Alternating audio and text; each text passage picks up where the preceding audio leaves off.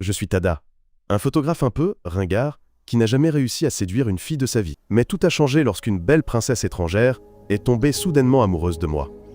Même fiancée, elle était déterminée à trouver des moyens de créer des moments audacieux avec moi. Le jour de notre rencontre, je me promenais. Je me dirigeais vers un vieux château, espérant prendre de belles photos. Mais au moment où j'allais prendre un cliché des cerisiers en fleurs, une fille blonde est soudainement entrée dans mon cadre. J'ai été stupéfait de voir son beau visage, celui d'une étrangère. La fille, nommée Teresa, s'est approchée et m'a demandé de la prendre en photo. Au début, je ne comprenais pas son anglais, mais elle est ensuite passée au japonais. Elle a répété sa question, et j'ai finalement compris. J'ai essayé son appareil photo, mais il ne s'allumait pas, et j'ai constaté que la batterie était déchargée après qu'elle l'ait laissé allumer, sans faire attention à l'alerte de batterie faible. Elle s'est excusée de m'avoir dérangé et s'apprêtait à partir car elle n'avait pas de batterie de rechange. La voyant partir seule, je lui ai proposé d'utiliser sa carte mémoire dans mon appareil photo. Teresa a accepté, je l'ai photographiée, mais après son départ, elle avait oublié sa carte mémoire et je ne l'ai pas poursuivie, confus sur ce que je devais en faire. Au lieu de cela, je me suis dirigé vers l'autre étang pour prendre d'autres photos. Soudain, un mouchoir m'a frappé au visage. Était celui de Teresa, et je lui ai rendu sa carte mémoire. J'ai de nouveau essayé de partir, mais Teresa a remarqué une zone clôturée près de la rivière et l'a escaladée. Elle croyait que était le tunnel D, évasion du film, le général Arc-en-Ciel, RT. Je l'ai arrêté et lui ai expliqué que ce N n'était pas un tunnel, mais une écluse.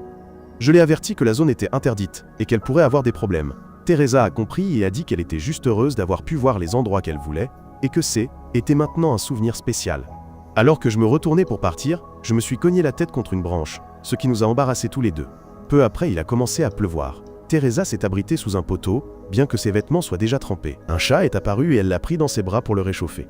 Mais elle était constamment éclaboussée par l'eau, tout en gardant une attitude positive envers le chat. C'est alors que je suis revenu et que j'ai tendu mon parapluie pour la couvrir, l'air d'un héros romantique. J'ai cité une phrase du pas général Arc-en-Ciel, Anda. Cela l'a surprise et elle m'a convaincu qu'elle allait bien seule. Mais quand son estomac a gargouillé, j'ai décidé de l'emmener au café de mon grand-père. Au café, les clients sirotaient leur boisson et regardaient le général Arc-en-Ciel. Teresa et moi sommes entrés et le chat qu'elle portait s'est enfui. Ma sœur Yui m'a vu avec Teresa et m'a immédiatement bombardé de questions pour savoir si elle était ma petite amie, ce que j'ai nié. Teresa s'est présentée et tout le monde a été stupéfait par sa beauté. Yui l'a accueillie et a présenté le personnel du café, de son frère au chat caissier. Ensuite, j'ai demandé à mon grand-père de préparer de la nourriture, et, comme Teresa était mouillée, il a demandé à Yui de lui prêter un ensemble de vêtements pour se changer. Après être changée, Teresa a utilisé le téléphone de Yui pour appeler sa compagne perdue. Elle s'est assise devant pour manger, et mon chat habituellement timide s'est enroulé sur ses genoux, choquant tout le monde. Soudain, mon meilleur ami, Kaoru, a fait irruption dans le café, commandant sa boisson habituelle, mais il s'est figé en voyant Teresa. Il a immédiatement essayé de la draguer, mais Yui l'a interrompu, expliquant que Teresa était mon invitée. Kaoru était stupéfait, mais quand il s'est approché trop près, l'ami de Teresa, Alexandra, a bondi et l'a giflé, pensant qu'il harcelait Teresa, ce qui a stupéfié tout le monde. Une fois calmée, Alexandra s'est assise à côté de Teresa et s'est excusée auprès de Kaoru, pensant qu'elle avait mal compris la situation. Cependant, Kaoru a continué à flirter jusqu'à ce qu'Alexandra lui lance un regard perçant. Teresa a ensuite expliqué comment elle avait perdu Alexandra dans le métro et erré jusqu'au château où elle m'avait rencontré. Yui a parlé avec enthousiasme de l'apprentissage de l'écriture de poèmes d'amour et a montré à Teresa et Alexandra un roman d'amour. Teresa a révélé qu'elle avait appris le japonais en regardant Le Général Arc-en-Ciel, un film que le grand-père de Yui adorait aussi. Elle a également expliqué qu'elle venait de l'Arsenburg, un petit pays européen, avec des collines et des vallées verdoyantes. Kaoru et Yui m'ont ensuite taquiné parce que je ne pouvais pas prendre l'avion à cause de ma peur des hauteurs, ce que j'ai nié, disant que je n'aimais tout simplement pas voler. Remarquant les vieilles photos accrochées dans le café, Alexandra a dit qu'il était temps de partir. Elle et Teresa ont remercié tout le monde pour leur hospitalité et sont partis. Kaoru a réalisé qu'il avait maintenant un œil au beurre noir et a commencé à pleurer, craignant que les filles ne le trouvent plus attirant. Dans les rues animées de Ginza, Alexandra s'est plainte de la foule, la comparant à un jour de fête à l'Arsenburg, tandis que Teresa racontait joyeusement son expérience être perdue. Alexandra l'a grondé et lui a dit être plus responsable. Pendant ce temps, Kaoru et moi nous promenions à Ginza pour prendre des photos. Mais à ce moment-là, nous avons de nouveau repéré Teresa et Alexandra et avons réalisé qu'elles étaient perdues. Elles ont demandé leur chemin avec une carte dessinée par quelqu'un nommé Rachel, mais aucune d'elles ne pouvait la lire. Alexandra pensait que leur logement était un palais cher, mais à sa surprise, leur hôtel était juste à côté du café de mon grand-père. Alexandra n'était pas impressionnée par l'endroit, mais Teresa a insisté pour rester, sachant que mon café était juste à côté. Kaoru les a taquinés être devenues mes voisines, mais s'est rapidement tue lorsqu'Alexandra lui a lancé un regard noir. Avant de nous séparer, Teresa nous a remerciés de notre aide et a demandé si nous pouvions rester en contact. Ce soir-là, j'ai édité mes photos et une image est ressortie, celle de Teresa, et j'ai réalisé que ses yeux avaient la même couleur que ceux de mon chat. À leur hôtel, Teresa est sortie sur le balcon pour regarder le ciel nocturne. Elle et Alexandra ont été surprises de pouvoir voir les étoiles, même avec les lumières de la ville de Tokyo. Pour Teresa, Seikei était comme un signe de bonne fortune, et Alexandra a convenu que leur premier jour au Japon avait pu être chaotique, mais qu'il était rempli de moments inattendus. Teresa a souri, espérant que d'autres bonnes choses étaient à venir. Le lendemain matin, Kaoru et moi nous attendions à une journée normale à l'école, mais à notre surprise, le professeur a présenté 2 nouvelles étudiantes étrangères, qui étaient Teresa et Alexandra. Le lendemain matin, Alexandra a préparé un petit déjeuner japonais traditionnel pour Teresa. Elle voulait que tout soit parfait, y compris les fèves de soja fermentées, un incontournable de tout petit déjeuner japonais. Mais quand Teresa s'est réveillée et a trouvé le petit déjeuner prêt, elle a découvert qu'Alexandra portait un masque à gaz juste pour manipuler le natto. Après avoir mangé, les deux sont allés à l'école, et leur présence a immédiatement attiré l'attention alors que les élèves s'agitaient à propos des nouvelles filles étrangères. Kaoru et moi avons remarqué à quel point Teresa et Alexandra étaient rapidement devenues populaires. Hajime est soudainement apparu et a utilisé un appareil pour scanner Teresa et Alexandra à la recherche de courbes, mais a rapidement perdu tout intérêt, décidant qu'elle n'était pas son type. En classe, Hinako a salué les 2 filles et a annoncé que tous les élèves devaient rejoindre un club. Alexandra n'aimait pas l'idée, mais Teresa était très enthousiaste. Hinako les a emmenés visiter les clubs de l'école. Teresa a exprimé son intérêt pour la culture samouraï, mais Hinako a annoncé qu'il n'y avait pas de club de samouraï. Pendant ce temps, moi, Kaoru et Hajime étions déjà membres du club de photographie. Hajime a déclaré que leur nouvel objectif était de remporter plus de prix dans les compétitions. Et tandis que Kaoru voulait recruter de nouveaux membres, Hajime pensait que la victoire attirerait naturellement l'attention. Pendant qu'Hajime parlait passionnément de photographie, Hinako est arrivé avec Teresa et Alexandra. En entrant dans la pièce, Hajime était en train de discuter de l'art de photographier les femmes pour créer du fan service. Dégoûtées, les 2 filles se sont retournées pour partir, mais Kaoru les a arrêtées et a proposé une visite rapide. Hajime s'est présenté et Teresa a remarqué des souvenirs d'idoles gravures. Elle a tendu la main pour toucher l'un des objets et Hajime a crié, l'appelant son trésor. Alexandra s'est avancée pour protéger Teresa, créant des tensions. Hajime a expliqué ce était une idole gravure. Ce sont des modèles qui apparaissent dans des magazines avec des expressions mignonnes et séduisantes. Il était obsédé par son idole préférée, Ina, qu'il considérait comme la meilleure du Japon. Teresa a comparé Ina au général arc-en-ciel, l'appelant la général arc-en-ciel des idoles gravures, ce qui a laissé les autres perplexes. Teresa et Hajime se sont excusés l'un l'autre.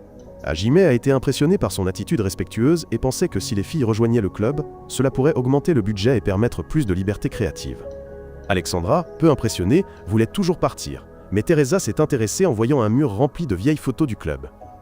Teresa et Alexandra ont été surprises d'apprendre qu'Hinako était également membre. Mais dans la confusion, Hinako a expliqué qu'elle n'avait rejoint que pour empêcher la dissolution du club faute de membres. Hajime n'a pas aimé sa raison, et ils ont commencé à se disputer, ce que Kaoru et moi avions l'habitude d'entendre. Teresa a remarqué l'une de mes photos, un cliché d'une écluse, celle-là même qu'elle avait vue, et s'est intéressée à la photographie. Elle a supplié Alexandra d'essayer avec elle, avec son expression la plus mignonne, et Alexandra a cédé. Hinako a dit qu'il y avait une période d'essai, et qu'elle pourrait décider si elle voulait se joindre après cela. Pendant l'essai, Hajime a donné une brève conférence sur l'histoire des appareils photo.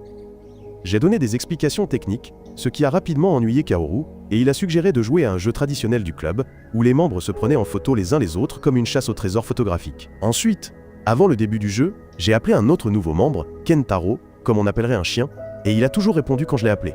Et maintenant les équipes ont été formées. Teresa, Kentaro et moi avons formé équipe A. Alexandra, Hinako, Hajime et Kaoru ont formé équipe B.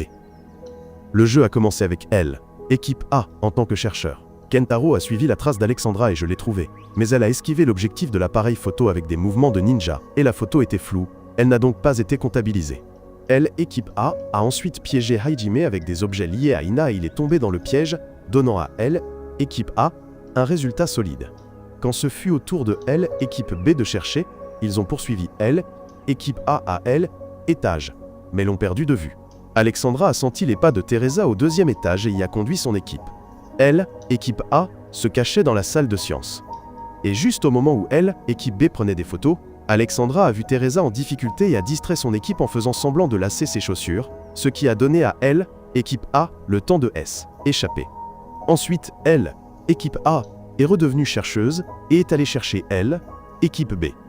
Hajime et Hinako étaient proches l'un de l'autre et un jet d'eau les a soudainement éclaboussés. Hajime a protégé Hinako, mais s'est concentré davantage sur la protection de l'appareil photo. Hinako a rougi devant ce moment, et elle, équipe A, est arrivée à temps et a pris de superbes photos de la scène. Teresa et moi avons ri de la bêtise de la situation, et Alexandra a discrètement pris une photo de nos rires sincères avant la fin de leur tour. De retour dans la salle du club, tout le monde a voté pour la meilleure photo. La photo d'Alexandra de Teresa et moi en train de rire a été la gagnante, mais tout le monde a éclaté de rire devant la performance dramatique d'Hajime, alors qu'il se déshabillait après avoir été mouillé. L'essai a convaincu Teresa de rejoindre le club de photographie, ce qui a ravi les autres membres, tandis qu'Alexandra a soupiré, sachant qu'elle devrait désormais y participer aussi. Après les cours, le groupe s'est rendu à mon café pour célébrer les nouveaux membres. Hinako a essayé de partir, mais Hajime lui a rappelé qu'elle était toujours membre, quelle que soit la raison de son adhésion. Hinako a rougi à son commentaire et a rejoint le groupe à mon café. En entrant, Yui a rougi en voyant Kentaro, mais quand le chat l'a repéré, il est devenu fou de rage contre lui. Ensuite, ils se sont assis et ont porté un toast pour accueillir les nouveaux membres. Chez moi, mon chat essayait de me réveiller, et son souvenir d'avoir été sauvé par moi lors d'une forte pluie il y a 10 ans restait vivace. Depuis ce moment, le chat M était infiniment reconnaissant de lui avoir sauvé la vie. Il se frottait constamment contre moi, mais quand cela n'a pas fonctionné, il a sauté sur mon visage, pour finalement me réveiller. J'ai commencé ma routine matinale habituelle, et pendant que je préparais le café, Yui est passée en courant, visiblement en retard pour elle, école. J'ai versé de la nourriture sèche dans la gamelle du chat, et il a mangé joyeusement. Nous avons pris un moment pour prier pour mes parents décédés, un rituel silencieux qui a toujours ému le chat, très impressionné par ma force tranquille.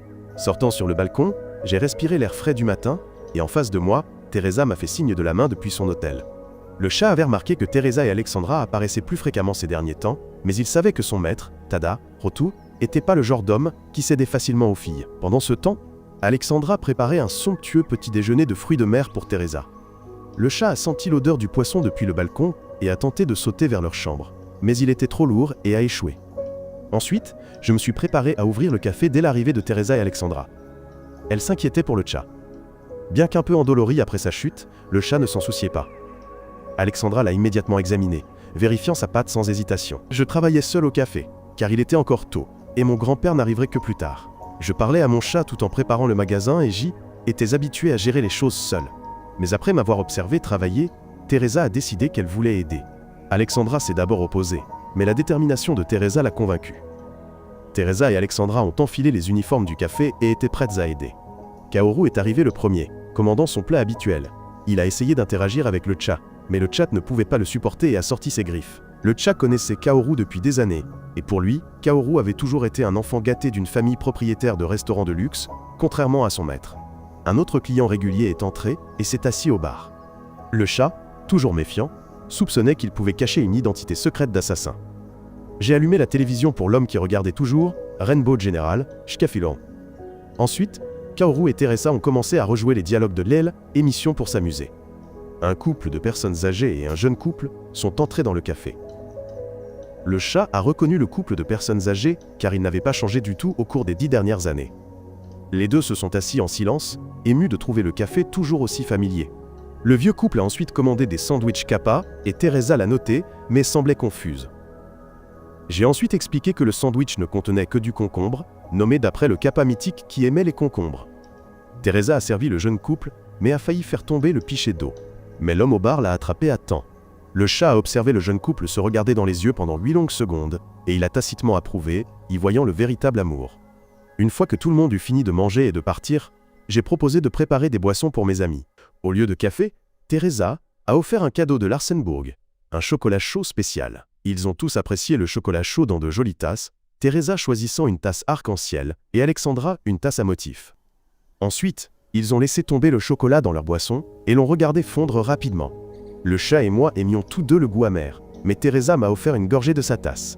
J'ai accepté et goûté, surpris de voir à quel point c'est était délicieux. Puis elle m'a donné un morceau de chocolat noir que j'ai remué dans mon café, émerveillé par la facilité avec laquelle il fondait. Pendant ce temps, lorsque Teresa a réalisé que j'avais bu dans sa tasse, elle a hésité. C'est était comme un baiser indirect, mais elle en a quand même bu, souriant silencieusement seule. Le chat est ensuite parti pour sa patrouille habituelle. En chemin, il a été arrêté par mon grand-père, qui semblait comprendre ce que le chat faisait, et le chat a été extrêmement surpris. Dans le parc, les passants l'appelaient Miko, un nom qu'il n'aimait pas. Irrité, il s'est allongé et s'est endormi. Pendant ce temps, le club de photographie était au parc pour prendre des photos avant la date limite du concours.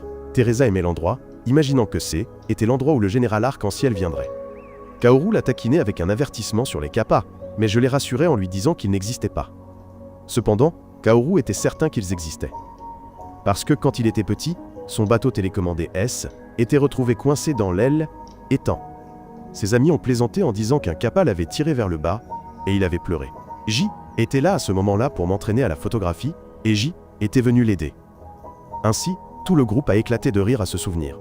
Teresa est restée silencieuse, regardant, elle, étang. Elle s'est souvenue d'un moment de son enfance où Alexandra lui avait fait une couronne de fleurs qui, était envolée dans l'eau. Teresa avait sauté du pont pour la récupérer, mais Alexandra l'avait tirée, puis avait pleuré de culpabilité. Teresa a partagé l'histoire avec Alexandra et moi. Peu après, Hajime a crié qu'il était temps de continuer la séance photo. Alors que la journée touchait à sa fin, tout le monde s'est préparé à partir, mais je suis resté, continuant à prendre plus de photos. Kentaro m'a observé, inspiré par ma concentration, et il savait que mon père décédé était un photographe célèbre. Juste à ce moment-là, le chat que Teresa avait sauvé sous la pluie est revenu, et Kentaro lui a dit que le chat s'appelait Cherry. Mon chat a reconnu Cherry et l'a fixé pendant 8 secondes, tombant instantanément amoureux. Il a essayé de sauter vers elle, mais a mal calculé, et est tombé dans l'Ignel, étang. Trempé. Il a grimpé à un arbre. Le chat est retombé, mais Teresa l'a attrapé. Elle a failli perdre l'équilibre, mais je l'ai rattrapé à temps. Nos regards se sont croisés et le chat a tout vu, réalisant que était le début de l'histoire d'amour de son maître. Ce soir-là, le chat a prié pour mes parents. Il était reconnaissant du jour où je l'avais sauvé et a secrètement juré de me protéger pour toujours. Puis, des pensées pour Chéri se sont glissées et il a roulé sur le sol, voulant une caresse sur le ventre. Ailleurs, Teresa a demandé à Alexandra des informations sur Capistar.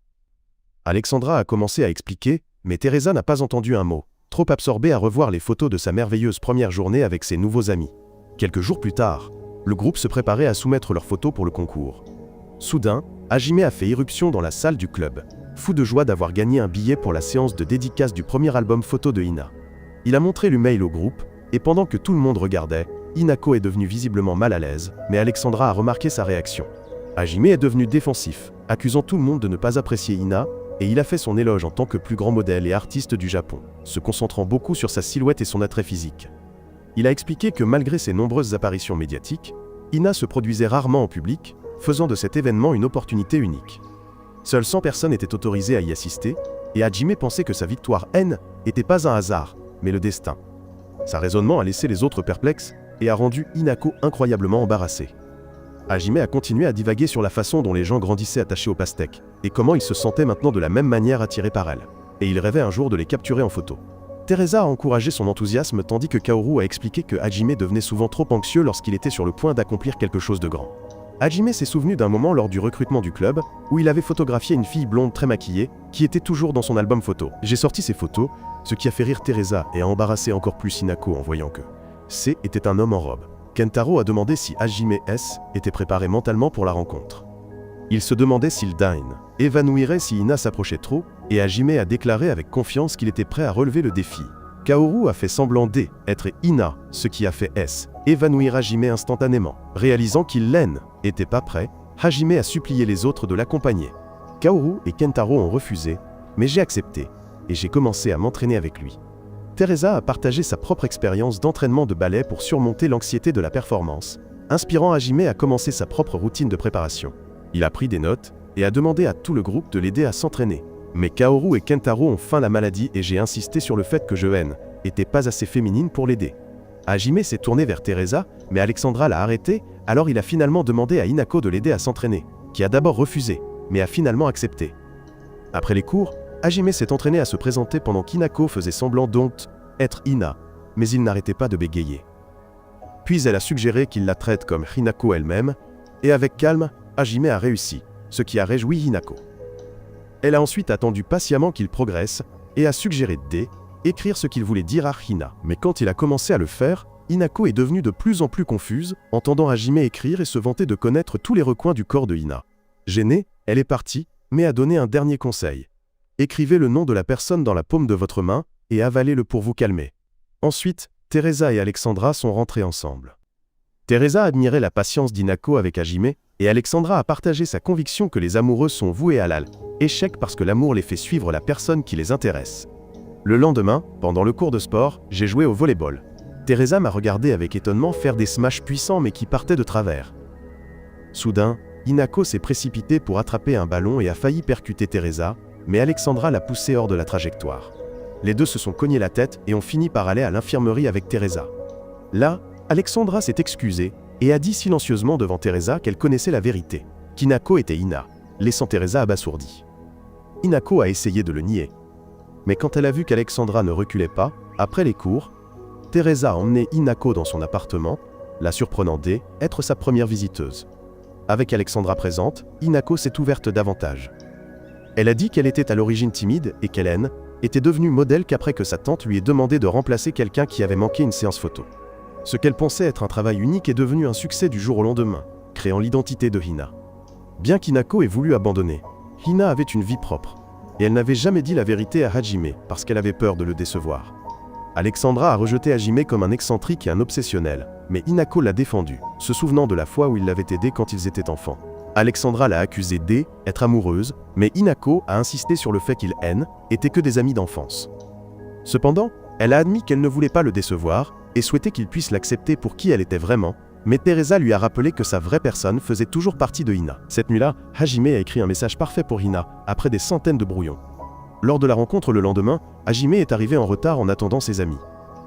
Pendant ce temps, Hinako était absente, et Teresa a expliqué qu'elle avait quelque chose d'important à régler. Hajime est finalement arrivé dans une étrange tenue punk, avec des leggings et des lunettes effrayantes. Les autres ont été horrifiés et ont décidé de jouer un jeu pour voir qui devrait échanger sa tenue avec lui. J'ai perdu, et maintenant dans les vêtements d'Hajime, j'avais l'air encore plus effrayant. À l'intérieur du lieu, Hinako s'est préparée mentalement, et elle avait décidé de révéler enfin sa véritable identité à Hajime. Quand son tour est venu, il était visiblement nerveux, et alors qu'il tâtonnait pour la note qu'il avait écrite, il a réalisé qu'elle était toujours dans la tenue que je portais. Alors qu'il paniquait, Hina l'a rassuré, lui disant le même conseil qu'elle lui avait donné la veille, et il s'est souvenu qu'Hinako lui avait également donné un conseil similaire. Alors, dans un mouvement de panique, il a écrit Hina sur sa main et l'a avalé pour se calmer. Le personnel a essayé de le faire partir, mais il s'est débattu pour lui serrer la main, la remerciant d'exister, et a été rapidement emmené par le personnel, laissant Hinako avec un battement de cœur. Ensuite, le groupe s'est réuni dans mon café pour fêter. Hajime a rayonné en racontant le moment où il a rencontré son idole, déclarant qu'il ne se laverait plus jamais cette main. J'ai trouvé la note perdue, mais l'ai gardée silencieusement pour moi. Ce soir-là, Hajime a appelé Hinako pour la remercier de ses conseils, et elle a craint un instant qu'il n'ait découvert son secret, mais s'est détendue quand il n'en a pas parlé. Après l'appel, Hajime a été arrêté pour avoir traîné dans sa tenue punk. Le lendemain, Hinako confirma que Hajime n'avait toujours rien découvert. Alexandra l'encouragea à confesser dignement, lui rappelant que les hommes pouvaient être très stupides. Hinako accepta et promit de partager ses sentiments un jour, gardant la plus grande vérité pour la fin, et Teresa soutint sa décision. Plus tard, Teresa se sentit en conflit à propos du secret, et Alexandra lui rappela qu'elle se séparerait une fois que Teresa aurait terminé ses études. Teresa médita silencieusement sur la façon dont l'amour compliquait tout, et demanda à Alexandra si elle avait déjà été amoureuse. Déconcertée, Alexandra éluda la question, ne donnant aucune réponse. Pendant ce temps, Yui, grand-père et moi allâmes visiter la tombe de mes parents pour prier. Alors que nous nous tenions là, je me rappelais la dernière fois que j'avais vu mon père, juste avant que mes parents ne partent prendre leur vol. Mon père avait promis qu'ils iraient ensemble photographier des trains, et avant de partir, mon père avait pris une dernière photo de Yui et moi, photo qui trône désormais chez nous. À la maison, grand-père fit remarquer que mon sourire n'avait pas changé depuis mon enfance. La seule différence était ma taille, tout comme mon chat. Soudain, mes amis firent leur apparition au café et me remirent un billet pour le 10e anniversaire du spectacle de Kaoru. Kaoru annonça qu'il allait nous préparer un repas et emprunter ma cuisine pour l'occasion. Sa famille dirige un restaurant japonais traditionnel, et l'année dernière, il avait fait un barbecue qui avait agacé mon chat, lequel avait fini par poursuivre Kentaro et devenir le sujet d'une photo virale. Kaoru commença à préparer le repas, dévoilant les plats au fur et à mesure au groupe. Ensuite, Kaoru impressionna tout le monde avec les ingrédients, mais son bavardage incessant irritait Alexandra, qui le réduisit au silence d'un autre regard noir. Leur rire parvint aux oreilles de mon grand-père, qui regardait son émission de samouraïs préférée à l'eau, Étage. En attendant la nourriture, le groupe joua aux cartes. Teresa proposa d'aider Kaoru, mais il insista en disant que tout était presque prêt. Kaoru me demanda de mettre les fruits au réfrigérateur, et Teresa tenta d'aider, mais j'y étais déjà, et lui demandait de m'aider avec le melon. Alexandra tenta d'aider Teresa, mais Hajime la retint, lui rappelant que leur partie de cartes N n'était pas terminée. Après avoir mis les fruits au réfrigérateur, Teresa remarqua un mur rempli de vieilles photos dans le salon. Elle vit des photos de moi, Yui et le chat quand nous étions jeunes, et fut surprise de la taille du chat à l'aile. Époque. Une photo attira son attention. Taro était la dernière que mon père avait prise avant l'accident. Elle fut émue par la chaleur et émotion qu'elle dégageait et dit qu'elle était exactement comme les photos que je prenais maintenant. J était étonné, car était la première fois que quelqu'un comprenait ma photographie de cette manière. Je lui dis que la photo et l'appareil photo de mon père étaient tout ce qui restait de l'accident. Teresa réalisa que j'avais passé la dernière décennie à essayer de devenir plus fort, ce qui me toucha profondément. Mais avant que je ne puisse dire quoi que ce soit, Kaoru appela tout le monde. Ils furent submergés par la cuisine de Kaoru, tant était délicieux, les transportant presque dans le monde de Chef King. Kaoru était fier de voir tout le monde apprécier la nourriture. Et puis, il annonça une surprise spéciale pour son 10e anniversaire. Il avait loué un bain public entier. Hajime étonna de la richesse de Kaoru, et Teresa le confondit avec une maison de combat, où l'on se battait à l'épée, ce qui la rendit très enthousiaste. Je lui montrai le vrai bain public, et elle fut très impressionnée, car cela ressemblait à une scène de Général Arc-en-Ciel. Kaoru acquiesça, mais avoua qu'il craignait la mascotte du bain, un kappa. Je le réconfortai, et nous entrâmes pour nous réchauffer tandis que la pluie tombait. Dans la section des femmes, Teresa était émerveillée par sa première expérience de bain public. Yui devint jalouse de la forte poitrine d'Hinako, et se demanda soudain si les garçons ne préféraient que les filles avec de gros seins. Teresa dit que Hajime lui avait dit que la taille n'avait pas d'importance, ce qui donna un peu d'espoir à Yui. Elle admira la gentillesse de Teresa, et lui demanda brusquement si elle sortait avec quelqu'un. Yui dit qu'elle serait ravie si Teresa sortait avec moi, ce qui inquiéta Teresa.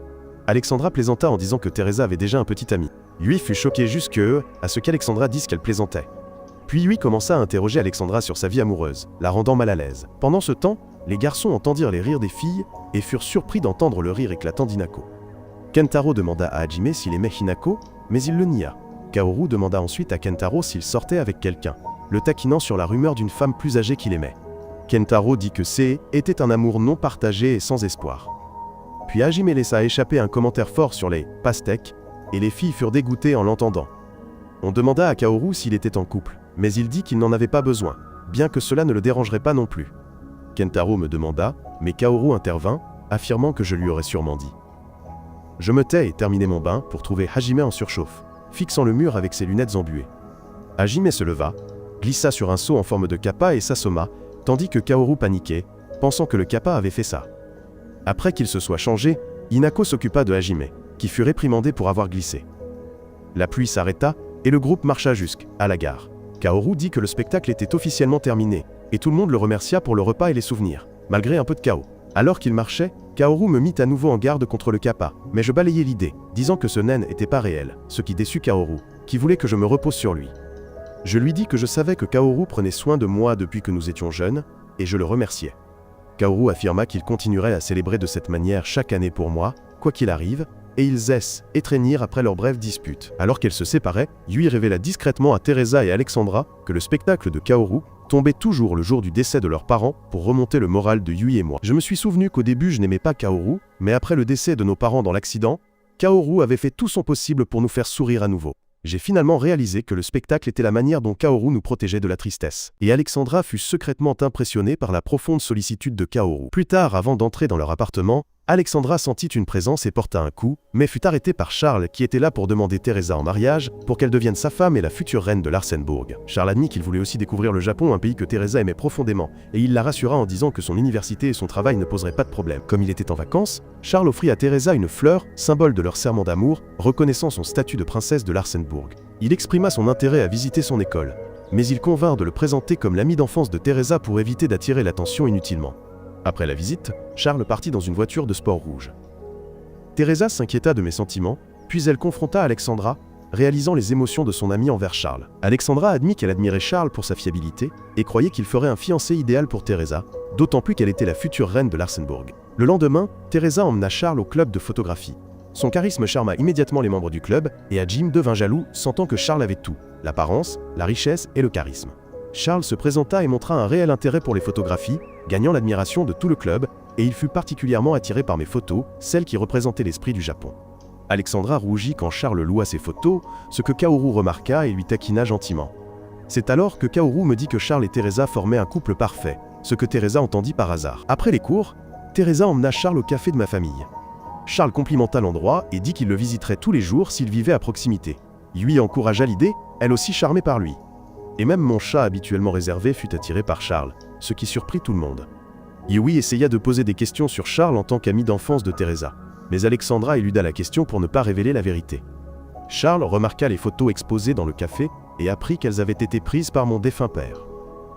Teresa expliqua que mes parents étaient morts dans un accident, ce qui m'avait inspiré à devenir photographe. Cela mit Charles mal à l'aise avec sa richesse et son apparence, sachant que j'avais dû faire face à des difficultés. Avant de partir, Kaoru invita Charles à une fête, mais il refusa, ayant déjà des projets avec Teresa et Alexandra. Ensuite, Yui me dit que Charles était incroyable et douta que je puisse être à la hauteur. Le lendemain, le club assista à la luxueuse fête de Kaoru et Hajime se sentit déplacé au milieu de la foule branchée. Il complimenta Hinako, attiré par sa beauté, tandis que Kentaro était enthousiasmé par la délicieuse nourriture, surtout le buffet de viande.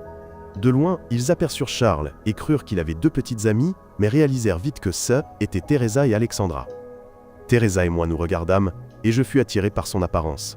Charles expliqua qu'un ami l'avait invité, et qu'il avait amené Teresa et Alexandra comme invités. Je fixai Teresa un peu trop longtemps, ce qui la fit rougir. Charles fut rapidement appelé, et tout le monde se dispersa. Kaoru socialisa. Kentaro se précipita vers le buffet, et Hajime approcha une femme voluptueuse avant d'être tirée par Hina. Je restai en arrière, prenant discrètement des photos. Pendant la fête, une femme renversa accidentellement du champagne sur la robe de Teresa, et Alexandra lui proposa de se changer, mais Teresa choisit de nettoyer elle-même. Sur le chemin du retour, elle repéra un bâtiment voisin, celui utilisé par le général Arc-en-Ciel, et décida d'aller l'explorer. Pendant ce temps, les filles à la fête tentaient de danser avec Charles, et il invita Alexandra à danser pour les éviter. Bien qu'hésitante, elle accepta, et ils dansèrent sous le regard des autres. Mais Kaoru observa quelque chose de différent dans leur interaction. Charles se sentit soulagé que les amis de Teresa soient si gentils.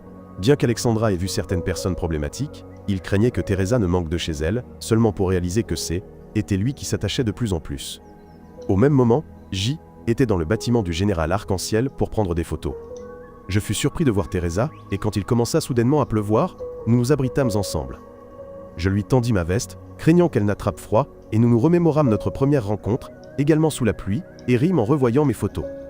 Lorsque la pluie s'arrêta et que les étoiles remplirent le ciel, Teresa montra l'aile, étoile polaire, expliquant qu'elle symbolisait la guidance et la chance, ce que sa nounou lui avait montré quand sa mère était trop occupée.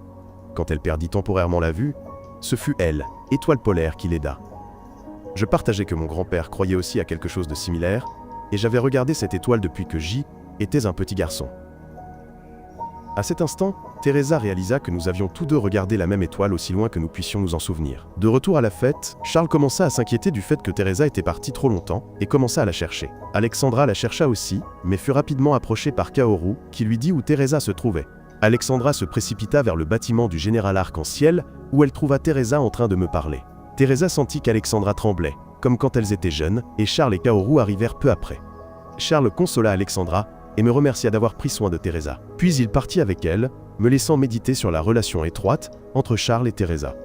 À la maison, Teresa tenta de s'excuser auprès d'Alexandra. Puis, avec détermination, elle a annoncé sa décision d'épouser Charles et de devenir reine, même si cela signifiait laisser ses amis au Japon. Elle a révélé qu'elle avait pris cette décision lorsqu'ils sont arrivés dans le pays pour la première fois. Et Alexandra a souri, touchée par ses paroles. Cette nuit-là, Yui lisait un roman sur une version tôt de Sherlock Holmes, quand elle a remarqué son chat entrer et sortir de la pièce, tenant quelque chose dans sa gueule. Récemment, il était beaucoup sorti, alors elle a mis de la nourriture, espérant qu'il reviendrait. Le matin, Yui m'a réveillé et m'a dit que le chat n'était pas revenu car la nourriture était intacte. Au café, elle a partagé la nouvelle avec tout le monde, et j'ai plaisanté en disant que le chat était parti avec sa petite amie et suivait un régime. Tout le monde a été surpris d'entendre qu'un chat pouvait avoir une petite amie, et j'ai expliqué que la petite amie dont nous parlions était son jouet, qu'il transportait toujours lorsqu'il dormait. Grand-père a dit « Les chats quittent parfois la maison pour voyager quand ils se sentent prêts ». Et cela a rappelé à Yui quelque chose de son roman, et elle a réalisé qu'il était peut-être temps pour son chat de partir. Elle a commencé à pleurer, pensant au temps que le chat était resté avec elle. Kaoru, Kentaro et moi avons regardé de vieilles photos de Yui dormant avec le chat recroquevillé à ses côtés. Kentaro, qui aime les animaux, a proposé son aide pour la recherche. Kaoru a accepté de se joindre, et j'ai demandé à grand-père un congé pour aller aider. Le groupe s'est préparé pour la recherche, et Kaoru et Kentaro ont apporté une moustiquaire car le chat ne les aimait pas. Pendant que Yui et moi apportions une cage, de la nourriture pour chat, et un nouveau jouet pour faire semblant d'être la petite amie du chat. Juste au moment où ils s'apprêtaient à partir, Teresa et Alexandra sont sortis de leur hôtel. Yui leur a dit que le chat avait disparu, et Teresa semblait très inquiète. Bien qu'elles aient dû rencontrer Charles, Alexandra a remarqué l'inquiétude de Teresa et a décidé qu'elle devait aider. Le groupe a cherché autour du café sans succès et Teresa leur a dit qu'elle et Alexandra se joindraient à eux, ce qui a remonté le moral de Yui. Kentaro a suggéré qu'ils devraient se séparer, car les chats errent sur un vaste territoire. Kaoru a appelé Hajime pour obtenir de l'aide, mais Hajime a dit qu'il faisait du shopping avec Hinako, ce qui a excité Kaoru en supposant qu'ils étaient en rendez-vous, mais Hajinako a précisé que ce n'était pas un rendez-vous mais que Hajime avait simplement besoin de nouveaux vêtements après avoir été arrêté pour sa tenue punk qui semblait pervertie. En attendant Hajime et Hinako, le groupe s'est divisé en équipes. Teresa est allée avec Alexandra, je suis allé avec Kaoru, et Kentaro a fait équipe avec Yui, qui était inspiré par les histoires de détectives. Elle et Kentaro ont suivi des indices, et Kentaro a partagé qu'il aimait lire des livres sur les animaux depuis son enfance. Soudain, Karko a failli percuter Yui, mais Kentaro l'a tiré hors de la scène du transfert, et elle a rougi quand il l'a serré dans ses bras. Pendant ce temps, Kaoru et moi avons cherché dans la ville, montrant des photos du chat à tout le monde. Kaoru a continué à utiliser une photo où il figurait également, ce qui a fait rougir les filles à proximité. Teresa et Alexandra ont cherché au marché alimentaire, et Teresa a acheté beaucoup de choses tout en posant des questions, mais n'a trouvé aucun indice. Charles a ensuite appelé et, bien qu'il ait dû rencontrer Teresa et Alexandra, il a compris leur retard. Il a mentionné avoir vu le chat près d'un pont hier soir alors qu'il faisait son jogging. Tout le monde est allé au parc et Charles a expliqué que le jouet du chat était tombé dans la rivière et que le chat avait sauté pour le suivre. Charles a sauvé le chat, qui semblait affligé sans son jouet, et le lui a rendu. Mais le chat a continué son chemin au lieu de rentrer chez lui. Charles a ensuite repéré un chat se reposant sous un banc et lui a posé une question en plaisantant. Kentaro a supposé qu'il plaisantait, mais Charles a surpris tout le monde en disant que le chat lui avait dit que leur chat était maintenant dans un magasin de fleurs. Ils s'y sont précipités et ont trouvé le chat sur le toit, mais il a ignoré leurs appels. Charles a dit que le chat n'expliquerait pas pourquoi il ne voulait pas descendre, et Yui est passé en mode détective. Elle a repéré un tournesol et s'est souvenue d'un moment de son roman. Alexandra a dit que les tournesols symbolisaient la loyauté envers quelqu'un, et Yui a réalisé que son chat était amoureux. Teresa a regardé dans la direction où le chat fixait, et a vu Chéri, le chat que Teresa avait sauvé, et le chat de Yui a présenté son jouet comme pour la demander en mariage. Chéri a disparu de la fenêtre et le chat de Yui a sauté malgré le fait qu'il était un bloc de graisse ambulant, heurtant la vitre et tombant. Yui l'a rattrapé à temps, et la propriétaire de Chéri est sortie, Chiaki, que Kentaro a reconnue. Elle a dit que le chat était sur le toit toute la matinée et qu'elle était très inquiète. Kentaro l'a présenté au groupe, et avant de partir, Chiaki a caressé la tête de Kentaro et l'a invité à son salon pour une coupe de cheveux. Yui a remarqué un lien entre eux, et Kaoru s'est demandé si Chiaki était la personne pour laquelle Kentaro avait un amour non partagé.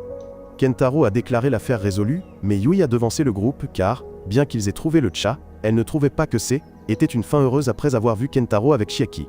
Le groupe est allé au marché alimentaire, et Charles, Kaoru et moi avons discuté de l'amour. Charles savait que je n'avais jamais aimé, et Charles a admis qu'il était amoureux, mais ne savait pas comment faire en sorte que la fille ressente la même chose. En jetant un coup d'œil à Teresa, Kentaro a acheté du takoyaki et s'est assis à côté de Yui, qui semblait toujours triste. Elle a posé des questions sur Chiaki, et Kentaro a admis qu'elle l'aimait bien, mais a expliqué que Chiaki le considérait comme un petit frère. Il a ajouté que son amour pour elle était à sens unique, mais qu'il s'en accommodait tant qu'elle souriait, et qu'il essayait d'aller de l'avant. Après cela, Yui, Teresa, Alexandra et moi sommes rentrés à pied. Je suis entré le premier, et Teresa a doucement demandé à Yui si elle allait bien. Yui a soudainement éclaté en sanglots, disant qu'elle aimait quelqu'un qui ne l'aimerait jamais en retour.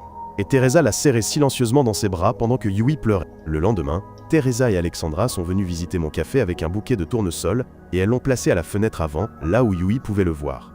Juste à ce moment-là, le chat est ressorti, mais cette fois, Yui l'a laissé suivre son amour, sachant qu'ils étaient dans la même situation. Cette nuit-là, lors de son jogging, Charles a revu le chat, et il lui a dit de ne pas abandonner son amour. Ce que Teresa lui avait dit des années auparavant quand elle avait refusé d'abandonner le sauvetage de son précieux bracelet. Le club de photographie et Charles se sont rendus au mont Fuji, alors que la date limite du concours de photos d'étoiles approchait. Et Hajime est devenu trop excité, fantasmant que toutes les bonnes photos devaient être liées aux courbes des femmes. Charles, amusé par l'énergie d'Hajime, a aussi brièvement imaginé la même chose en conduisant. Lorsqu'ils sont arrivés au meilleur endroit pour prendre des photos du mont Fuji, Teresa a été stupéfaite, car voir la montagne était l'un de ses souhaits. Malheureusement, des nuages ont obstrué la vue, et Hajime a déplacé son attention vers son prochain plan, rester debout tard et prendre des photos des étoiles jusqu'au lever du soleil. Le groupe a visité un temple voisin, et Teresa était très excitée car l'endroit ressemblait à une scène d'Ushren, général arc-en-ciel. À ce moment-là, Alexandra a regardé Charles, mais Kaoru a gâché le moment avec un safe, photobombe, Isam. Ensuite, tout le monde a prié et tiré des oracles. Pour Teresa et Alexandra, était la première fois, et Teresa a reçu un bon oracle disant que la personne qu'elle attendait arriverait sans préavis. Elle n'était pas sûre de sa signification, mais j'ai expliqué que cela pouvait faire référence à une âme sœur, mais Hinako a suggéré que cela pouvait simplement signifier une personne porte-bonheur. Pendant ce temps, Alexandra et Kentaro ont reçu de mauvais oracles, les avertissant d'abandonner leur relation. Charles a reçu un oracle porte-bonheur, disant qu'une vie sans amour est pire que la mort. Hajime était d'accord avec cette opinion, car pour lui, la vie sans Hina était comme la mort. Ensuite, les garçons se sont rassemblés près du temple, et j'ai admis que j'avais reçu un mauvais oracle amoureux, mais que cela ne me dérangeait pas. Kentaro a admiré mon attitude tandis que Kaoru, après sa 3e tentative, a reçu un oracle d'amour super chanceux et a encouragé les autres à refaire le tirage. En entendant Kaoru parler d'amour, Charles est devenu curieux à ce sujet. Kaoru a partagé sa conviction que l'amour était pour tout le monde, surtout pour quelqu'un comme lui, qui s'aime profondément. Il a plaisanté en disant qu'Alexandra pouvait l'aimer autant qu'elle voulait. Mais elle lui a dit que les cochons voleraient avant que cela n'arrive, et le groupe a ri en descendant les escaliers du temple. Hajime a parlé d'amour mutuel, ce qui a excité Hinako. Mais Hajime a gâché le moment en se remémorant le moment où Hina s'est accrochée à lui. Kentaro m'a demandé ce que j'en pensais, mais j'ai confondu l'amour, koi, avec le poisson koi. À l'hôtel, Hinako a demandé à Teresa et Alexandra comment les gens tombaient amoureux. Alexandra a dit que cela commençait généralement par aimer le visage de quelqu'un, à moins que vous ne soyez Hajime, qui regarde d'abord le âme des filles. Après avoir pris leur bain, les garçons ont joué au ping-pong et Kaoru a battu Kentaro, tandis que Charles m'a presque vaincu. Ensuite, tout le monde s'est reposé avant la séance photo nocturne. Alexandra n'arrivait pas à dormir à cause de la pluie et du vent, alors elle est sortie et a trouvé Charles au téléphone avec son entreprise. Voyant qu'elle avait du mal à dormir, il a prêté à Alexandra un lecteur de musique pour l'aider à s'endormir, et Teresa a surpris la conversation, voyant sa meilleure amie heureuse. À minuit, le groupe a commencé la séance photo d'observation des étoiles, et Charles est resté pour s'occuper de son travail, impressionnant Kentaro par son dévouement. Alors qu'il se rendait au lieu de prise de vue, Hajime a réfléchi que était peut-être la seule année où il pouvait faire quelque chose comme ça avec des amis. Car il prévoyait d'aller à l'université de Kyoto, et a promis de faire visiter Teresa si elle avait l'occasion de venir. Kentaro s'est souvenu que le programme D, échange de Teresa et Alexandra, se terminerait l'année prochaine, car était toujours un accord d'1 an. Kaoru a plaisanté en disant qu'Alexandra serait seule sans lui. Alexandra s'est fâchée, le faisant s'enfuir effrayée, mais a ensuite admis qu'elle allait manquer à tout le monde. Et en pensant à l'année suivante, Teresa a commencé à s'inquiéter pour moi. Puis, le groupe est arrivé au lieu de prise de vue, et a commencé à se préparer. Teresa et Alexandra étaient maladroites avec leur équipement, mais je les ai aidés. En ajustant l'appareil photo, j'ai partagé que j'avais rêvé de devenir photographe depuis que j'étais enfant. Teresa a admiré mon dévouement et a mentionné qu'elle avait toujours voulu être danseuse de ballet, mais avait abandonné à cause de sa taille. Lorsqu'on lui a demandé ce qu'elle voulait être maintenant, elle a dit que son rêve était de vivre avec gratitude et de sourire chaque jour. Kaoru l'a encouragée à rêver en grand, comme lui, qui voulait devenir un chef célèbre. Alexandra a ajouté qu'un esprit et un corps sains comme les siens étaient la clé du succès, et que même des champions comme Johnny Sins vivaient de cette façon. Ensuite, j'ai préparé du café pour tout le monde, et Kaoru était très excité, mais s'est endormi peu après. Pendant ce temps, Teresa et moi sommes restés éveillés à travailler sur les photos. À ce moment-là, Teresa a failli tomber dans le lac, mais je l'ai rattrapée. Alors que nous attendions que les nuages se dissipent, elle m'a demandé comment je pouvais gérer tout, de l'aile, école au club. J'ai expliqué qu'après avoir perdu mes parents, j'avais ressenti le besoin de grandir rapidement. J'ai raconté un souvenir où Teresa m'avait dit quelque chose sur le fait de devenir forte après avoir vu une photo de mon père. Teresa a ensuite révélé qu'elle avait fait pleurer quelqu'un d'important quand elle était enfant, et qu'elle avait depuis peur de blesser les autres. Elle a souhaité pouvoir effacer ce moment, mais je l'ai rassurée en disant que le passé ne devait pas contrôler l'avenir et que nous devions apprendre et avancer. Mes paroles ont ému Teresa, et elle a ressenti une forte connexion avec moi. Juste à ce moment-là, les nuages se sont enfin dissipés, et nous avons regardé les étoiles ensemble. J'ai montré toutes les étoiles et constellations, et Teresa s'est penchée vers moi, profitant de notre moment. Mais un Kaoru somnambule a interrompu. La surprise de Teresa l'a réveillé, et quand il a vu les étoiles clairement, il a réveillé les autres. Le groupe s'est regroupé et a été émerveillé par le ciel nocturne étoilé et clair, et ils ont tous pris des photos jusqu'au lever du soleil. Mais au lever du soleil, j'ai discrètement pris une photo de Teresa. Quelques jours plus tard, Teresa et Alexandra, accompagnées de Charles, se sont rendus à l'aéroport. Teresa lui offre des takoyaki en cadeau. Et avant son départ pour l'Arsenburg, Charles encourage Alexandra à faire confiance à Teresa, car il admet que ni lui ni Teresa ne sont libres de choisir leur propre chemin. Avant de partir, il embrasse la main de Teresa et promet de l'attendre chez lui. Quand il arrive au portail, il cache ses émotions car il aime Teresa. Devant l'aéroport, Alexandra confronte Teresa, annonçant son intention de retourner à l'Arsenburg et la pressant d'épouser Charles pour devenir reine. Elle demande à Teresa si elle a changé d'avis. Mais Teresa reste silencieuse. Alexandra savait que Teresa m'aimait et Teresa a admis qu'elle m'aimait, mais a promis de remplir ses devoirs royaux et de devenir la reine de l'Arsenburg. Des années auparavant, Teresa et Alexandra avaient entendu une histoire de leur nounou sur le général arc-en-ciel du Japon.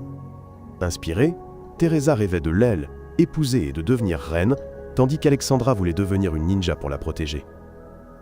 Plusieurs années plus tard, avant que Teresa ne se rende au Japon, elle dit à sa nounou qu'elle irait avec Alexandra, et la nounou leur conseilla de se souvenir de l'aile, étoile polaire, car elle les guiderait à travers les expériences à venir. Puis Teresa se réveille de ce rêve, se sentant détachée de sa vie à Larsenburg.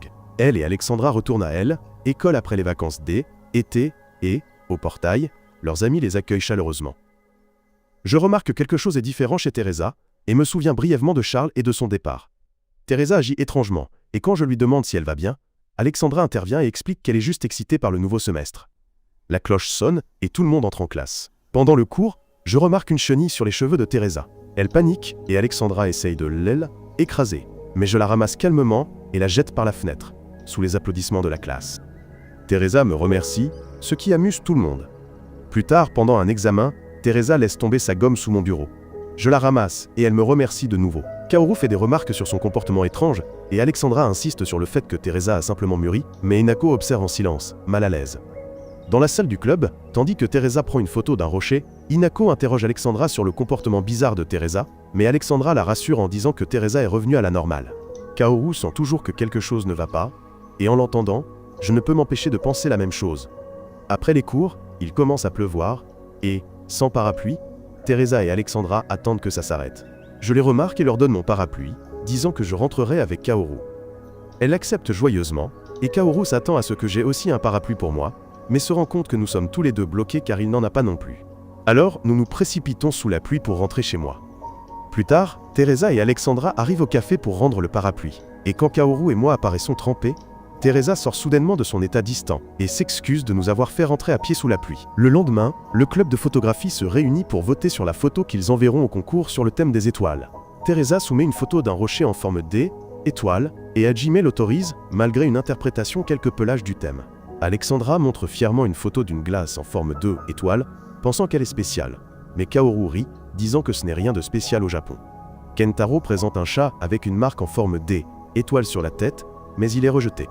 Et Kaoru partage une photo floue de leur voyage, et Hajime le conseille sur la technique photographique.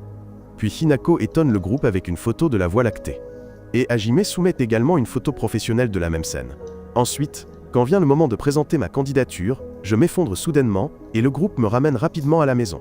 Là, Yui sait que j'ai de la fièvre, mais reste pour gérer le café. Teresa et Alexandra, se sentant responsables, demandent au grand-père de Yui si elles peuvent aider, bien qu'ils disent que ce n'est pas leur fardeau. Il leur permet d'aider, et Yui leur donne des tabliers, tandis que Hinako et Hajime choisissent d'être des clients. Ensuite, Teresa prend la commande d'un couple âgé, et ils se souviennent de mon éthique de travail et du fait que je suis rarement malade. À ce moment-là, Kaoru revient avec la nouvelle que j'ai juste un rhume, et regrette d'avoir retardé le vote. Il propose de me préparer à manger, mais Yui insiste pour faire son plat médicinal spécial, un plat qui avait aidé son grand-père à se rétablir rapidement, bien qu'il soit très épicé. Je mange le plat épicé, puis je m'endors pendant que les autres se reposent. À la caisse, le couple âgé donne à Teresa un ticket pour un spectacle en direct du Général Arc-en-Ciel et l'encourage à le regarder. En faisant la vaisselle, Yui remarque qu'il me manque un bol et demande à Teresa de le récupérer. Dans ma chambre, Teresa trouve ma photo de la Voie lactée et se souvient de nos moments pendant le voyage. À ce moment-là, le vent souffle, et alors qu'elle ferme la fenêtre, elle voit d'autres photos de mes amis, y compris elle, et réalise leur profonde signification pour moi. Elle prend le chat endormi loin de moi, remplace le patch anti-fièvre qui était tombé, et regarde attentivement mon visage paisible. Elle se penche, admet ses sentiments, et m'embrasse un instant, mais s'arrête à mi-chemin et a les larmes aux yeux, sachant qu'elle me désire. Le chat la réconforte, et elle le serre dans ses bras, sentant le poids de son amour écrasé par son rôle de future reine. Le lendemain, il me trouve rétabli, et Teresa me demande de l'emmener quelque part. Le lendemain, Teresa visite le château où elle m'a rencontré pour la première fois. Elle découvre ensuite mon chat et Chéri passer par là. Et de loin, je vois Teresa, et comme avant, je suis charmé par elle. Elle s'approche de moi, mais j'ai l'air confus parce qu'Alexandra n'est pas avec elle. Teresa explique qu'Alexandra a un autre rendez-vous et me montre un billet pour l'exposition du Général Arc-en-Ciel à Startree. Je trouve ça étrange car Startree est plus éloigné du château que de notre maison.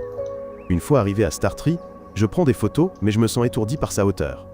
Et je dis que je n'ai pas peur des hauteurs, mais que j'évite de prendre l'avion. Alors que je m'apprête à entrer pour voir le spectacle, Teresa m'arrête, révélant que l'exposition est en fait au rez-de-chaussée. Elle me taquine, disant que je me retiens toujours et que je fais passer les autres avant moi, ce que je devrais arrêter. À l'intérieur, Teresa a les yeux brillants en voyant les accessoires réels utilisés par le général Arc-en-Ciel, et elle me montre enfin le puits dont elle avait parlé depuis notre première rencontre. Nous essayons un jeu d'arcade, et Teresa me demande de gagner les gouttes Arc-en-Ciel, du général Arc-en-Ciel. Je gagne facilement, et les lui donne. Teresa essaye un tour pour gagner l'éventail Arc-en-Ciel inversé. Elle a du mal, mais au dernier tir elle touche la cible. Je sens que quelque chose est étrange. Sans me rendre compte qu'un de mes habitués du café, un fan du général, a secrètement aidé Teresa en tirant depuis un endroit caché. Un agent de sécurité attrape l'homme et l'escorte hors du bâtiment. Ensuite, Teresa et moi regardons une pièce de théâtre sur le général Arc-en-Ciel. Pendant le spectacle, un méchant apparaît et leur crie de s'enfuir. Je suppose que c'est une partie de la pièce, mais Teresa me tire, me faisant rougir. Nous sommes acculés par le méchant, mais le général Arc-en-Ciel arrive et le bat. Puis, tout le monde récite la célèbre citation du général, et j'en ai honte, mais je participe quand Teresa m'encourage. En récompense, nous nous faisons prendre en photo avec le général Arc-en-Ciel, et un employé complimente Teresa, l'appelant ma jolie petite amie, ce qui nous fait rougir tous les deux. Après avoir parcouru les souvenirs du général Arc-en-Ciel, nous déjeunons, et je suis surpris de constater que tous les plats sont aux couleurs de l'arc-en-ciel, pensant qu'ils pourraient avoir un goût de fruits. Teresa savoure le repas et parle de la personne qui lui a fait découvrir le général Arc-en-Ciel, Rachel, qui est japonaise, et s'appelait initialement Reiko. Elle était devenue étudiante d'échange à Larsenbourg, avait rencontré son mari et y était restée.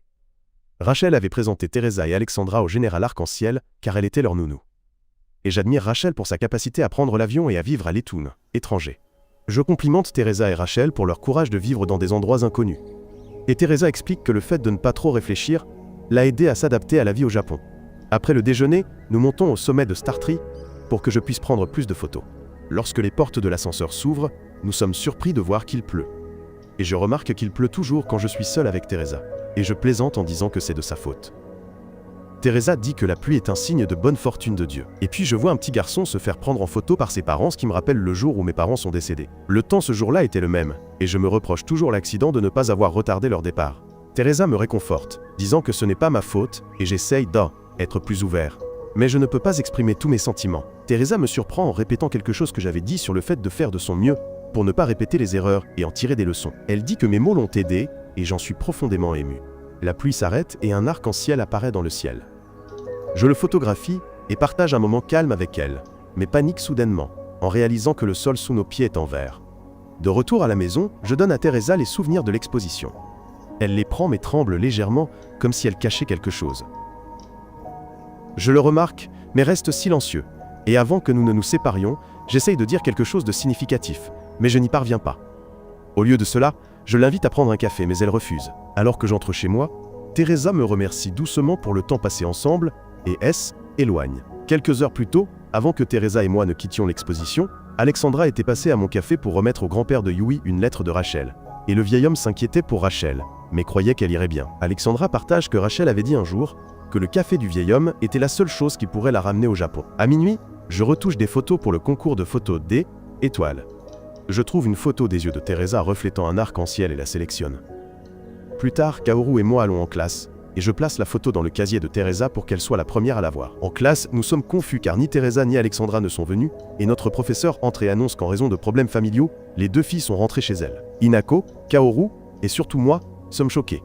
Ayant à peine terminé ma photo d'elle, n'acceptant pas la vérité, nous nous rendons à l'hôtel des filles, espérant prouver que nous nous sommes trompés. Kaoru, les larmes aux yeux, essaye d'appeler l'hôtel, mais personne ne répond. Le groupe se rassemble sur mon balcon pour regarder la chambre de Teresa, seulement pour constater que la pièce est complètement vide, et que toutes leurs affaires ont disparu. J'essaye aussi de ne pas y croire, mais au fond de moi, leur départ a du sens. Cependant, j'essaye de ne pas m'en soucier car j'ai peur être blessé à nouveau. Cette nuit-là, je remarque l'heure, éventail arc-en-ciel, que Teresa m'avait gagné. Mon chat s'approche de moi, et je me demande pourquoi même un animal de compagnie est parti sans dire au revoir. Un mois passe, et Teresa et Alexandra n'ont toujours pas repris contact. Les jours de pluie ramènent le groupe à mon café après les cours, et Hajime commande un sandwich aux œufs. Je commence à le préparer, et je remarque la vieille tasse arc-en-ciel de Teresa. Hajime feuillette le magazine de Hina, l'inclinant de manière suspecte. Mais Kentaro l'attrape et le réprimande, lui disant de se concentrer sur l'examen. Hajime surprend tout le monde en déclarant qu'il n'attend que les résultats. Bien que l'examen central n'ait pas encore eu lieu, à ce moment-là, Yui réalise qu'il manque un de ses livres, et Kaoru se souvient qu'Alexandra l'avait lu. Comme J était la dernière personne à avoir vu Teresa et Alexandra, mes amis m'ont interrogé. J'ai dit que je ne m'étais pas disputé avec Teresa, et qu'elle était aussi normale que d'habitude la dernière fois que nous étions ensemble. j'ai donné à Hajime un sandwich au concombre au lieu d'un sandwich aux œufs et Kaoru a remarqué que j'agissais différemment de d'habitude. Après que tout le monde soit parti, Kaoru m'a invité à dormir chez lui. Là-bas, nous avons trouvé mon chat coincé dans le placard. Et quand je l'ai ouvert, Kaoru a remarqué une boîte à chaussures pleine d'objets que Teresa m'avait offert. Le chat a essayé d'attraper Kaoru, mais je n'ai pas pris de photo, ce qui ne me ressemblait pas, et j'ai admis que je était plus inspiré par la photographie ces derniers temps.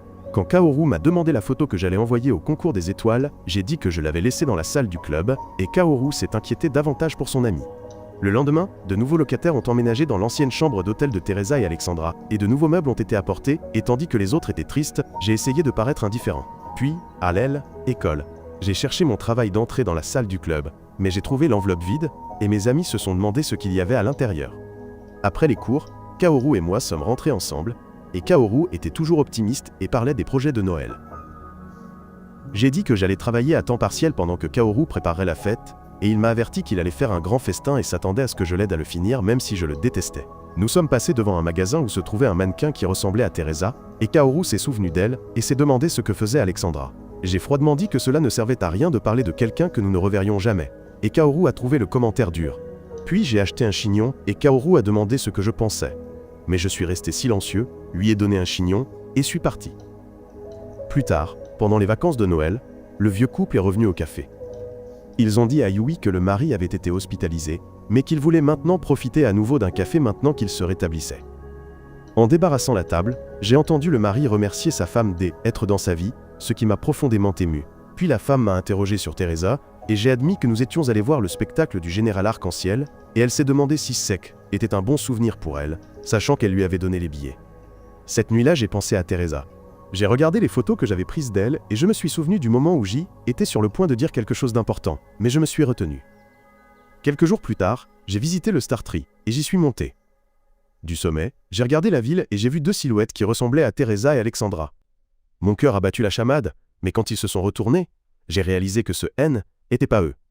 Puis, après les vacances de Noël, j'ai jeté les choses que Teresa m'avait données.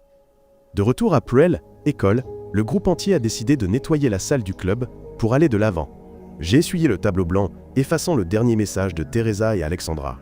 Inako a essayé de jeter l'affiche de Ina de Hajime parce que Hajime était sur le point d'obtenir son diplôme, mais Hajime s'est précipité pour l'arrêter, se déclarant élève honoraire du club. En rangeant les cartes mémoire, j'en ai trouvé une qui ne nous appartenait pas. Nous l'avons ouverte et avons découvert qu'elle appartenait à Teresa. Elle contenait des photos de sa pierre préférée et une vidéo de sa première rencontre avec nous. Un cache-cache qui a été accidentellement enregistré car l'appareil photo était en mode vidéo et elle montrait à quel point nous étions tous heureux. Le sourire de Teresa était éclatant et je me suis souvenu à quel point j'avais été heureux avec elle. Je suis parti plus tôt que les autres et j'ai couru chez moi. En chemin, je me suis souvenu de mon temps avec Teresa et je me suis précipité dans la maison, surprenant mon grand-père et Yui. Je suis entré dans ma chambre et j'ai vu que les choses que Teresa m'avait données étaient toujours dans la poubelle. Au coucher du soleil, je me suis allongé sur mon lit, rempli de regrets. Kaoru est entré, me disant qu'il savait que j'aimais Teresa, et je suis resté silencieux. Kaoru m'a montré la photo que j'avais soumise et qui avait gagné le concours des étoiles, et elle avait été envoyée par Hajime. Je me suis finalement effondré, me reprochant d'être resté silencieux et d'avoir laissé Teresa partir. Soudain, mon grand-père est entré et m'a exhorté à me rendre à Larsenburg. Kaoru a soutenu l'idée, et j'ai décidé d'y aller, me souvenant des paroles de Teresa sur le regret. Quelques jours plus tard, le groupe entier a assisté à l'exposition du concours des étoiles. Ma photo gagnante de Teresa était fièrement exposée, mais ni Kaoru ni moi étions là, car j'avais pris l'avion pour Larsenburg. À mon insu, Kaoru avait suivi, voulant voir son ami affronter la personne qu'il aimait avec courage, tout en affrontant sa peur de l'avion. Puis, je suis arrivé à Larsenburg, mais je suis resté dans l'avion, submergé par l'expérience du vol. Toujours tremblant, j'ai finalement trouvé mon chemin vers les bancs de l'aéroport, et je me suis assis pendant des heures. Ne sachant pas quoi faire ensuite, j'ai entendu une voix qui ressemblait à celle de Kaoru et j'ai pensé que était mon imagination, mais Kaoru était en fait là, m'observant. Puis, j'ai ouvert le paquet que mon grand-père m'avait donné, destiné à un vieil ami. Et à l'intérieur se trouvait un biscuit du général Arc-en-Ciel, du café et une lettre pour Reiko. J'ai reconnu le nom et réalisé que était pour Rachel. À ce moment-là, Kaoru a senti l'odeur de chocolat chaud à proximité et il a réalisé que était celui qu'Alexandra et Teresa nous donnaient. Il est allé en acheter un verre, mais quand il est revenu, J était parti et monté dans un bus. Kaoru a essayé de le poursuivre, mais a dû revenir après avoir oublié son portefeuille sur le comptoir. Quand je suis arrivé, j'ai vu que l'endroit était fortement gardé, et je ne savais pas comment entrer. De retour au Japon, mes amis se sont demandé où était passé Kaoru depuis le concours des étoiles, et ont mangé la dinde de Noël que Kaoru leur avait promise. En savourant le repas, Hinako a senti que Kaoru m'avait peut-être suivi à Larsenburg, mais tout le monde a ri de l'idée, la trouvant ridicule. Pendant ce temps, dans un musée à Larsenburg, Kaoru a visité une boutique de souvenirs et a découvert une photo de Teresa avec sa famille. La vendeuse a révélé que Teresa était en fait une princesse, ce qui l'a choquée. Ailleurs dans le palais, Alexandra a informé Teresa que sa robe était prête, et Rachel a apporté à Teresa un daifuku, lui rappelant le Japon et moi. Alors qu'Alexandra continuait à préparer la robe, Charles est entré pour essayer son costume. Il a donné à Alexandra le bracelet de sa mère, un souvenir lié à Teresa. Soudain, il a reçu un appel professionnel et a récupéré le bracelet. Après son départ, Alexandra a tranquillement senti le costume de Charles, gravant toutes ses odeurs dans son âme. Mais Teresa est entrée et l'a surprise en train de le faire. Dehors, j'ai essayé de parler aux gardes du palais, mais ils m'ont ignoré. De loin, Rachel m'a repéré et m'a pris pour mon grand-père. Après que je me sois présenté, je lui ai donné la lettre de mon grand-père. Elle m'a invité à son bureau, et après avoir lu la lettre, elle a partagé qu'elle avait travaillé au café de mon grand-père. Soudain, Charles est entré et a été surpris de me voir à Larsenburg. Pendant ce temps, Teresa a confronté Alexandra à propos de ses sentiments pour Charles, et Alexandra a nié, mais Teresa a remarqué qu'elle se frottait les mains, un geste qu'elle faisait toujours quand elle mentait. Teresa l'a démasqué, et soudain, Charles et Rachel sont revenus et ont annoncé qu'un invité inattendu était arrivé. Teresa et Alexandra ont été choqués de me voir, et j'ai dit que J était venu parce qu'ils avaient disparu sans un mot d'adieu. Mais Charles a menti et a suggéré que J était venu pour voir Rachel. J'ai ramassé le daifuku tombé et l'ai placé sur l'assiette de Teresa. Alexandra a appelé Teresa « princesse », ce qui m'a dérouté, et Charles a ensuite demandé à Alexandra et Rachel de leur donner de l'intimité. Teresa et moi nous sommes retirés dans une pièce privée pour prendre le thé.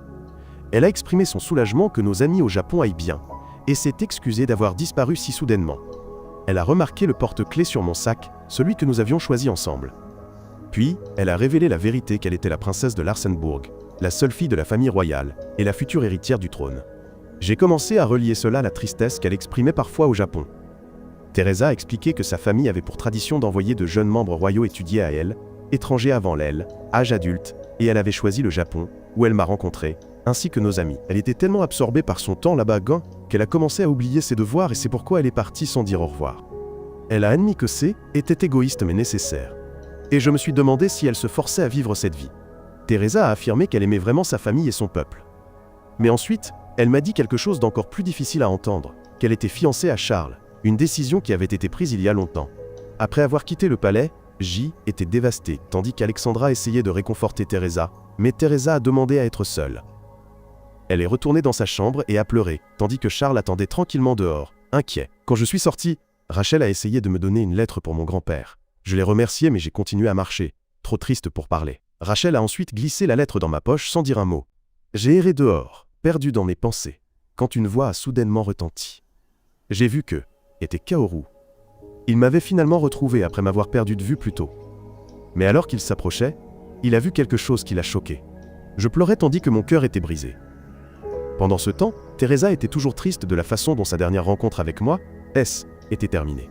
Rachel a tiré les rideaux, disant que les étoiles étaient obscurcies par les nuages. Elle a dit à Teresa que lorsque la vie semblait incertaine, dit-elle, étoiles polaires pouvaient la guider, comme mon grand-père l'avait dit. Teresa a reconnu l'histoire similaire de la personne qui avait inspiré son grand-père. Alexandra, qui était aussi dans la pièce, a essayé d'expliquer le lien que Rachel et mon grand-père avaient eu, une relation brève mais spéciale, et ne se sont jamais revus. Tout comme Teresa et moi, Teresa croyait qu'elle ne me reverrait plus, tout comme son histoire reflétait celle de mon grand-père. Elle a ressenti à la fois de la joie et de la tristesse de ma brève visite. Alexandra l'a consolée, appelant l'amour une force cruelle qui fait faire des choses inattendues aux gens. Teresa s'est souvenue du moment où elle avait essayé de m'embrasser, et Alexandra a menti pour la consoler, disant qu'elle avait fait de son mieux et que demain serait meilleur.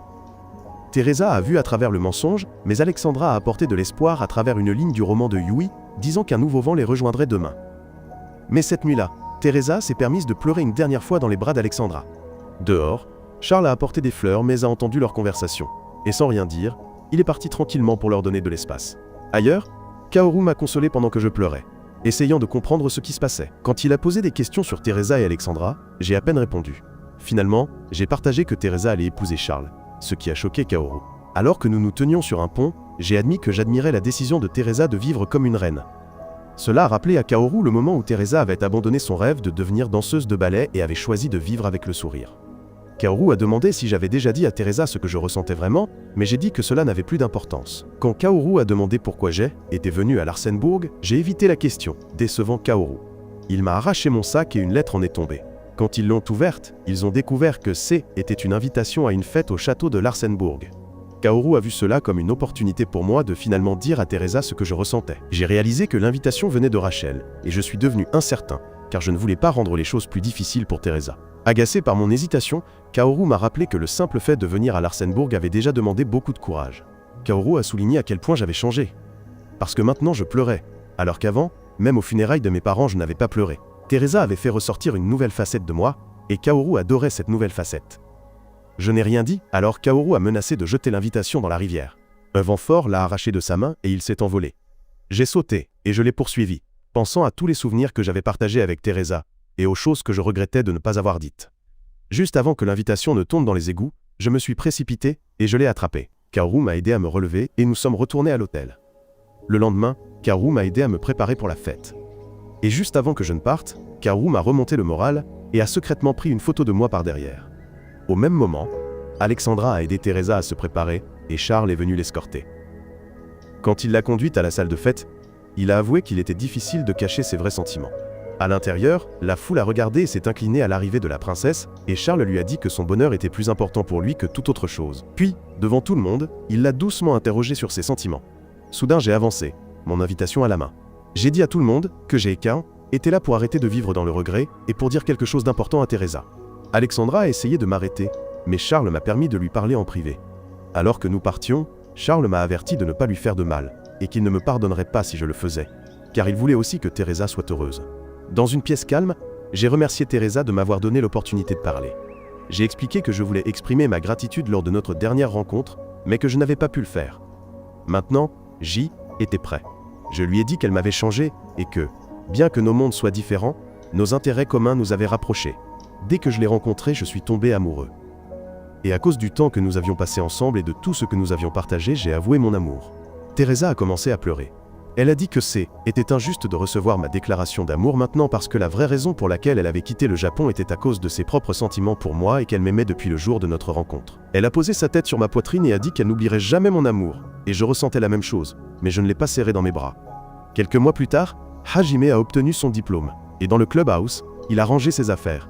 Et a reçu des fleurs de Hinako. Il a partagé la nouvelle qu'il avait été admis à l'université de Tokyo et qu'il ne viendrait plus nous rendre visite aussi souvent. Tout le groupe s'est réuni dans mon café pour célébrer et rire ensemble. Et Hajime m'a désigné comme le nouveau chef du club de photographie et a remercié tout le monde pour les souvenirs.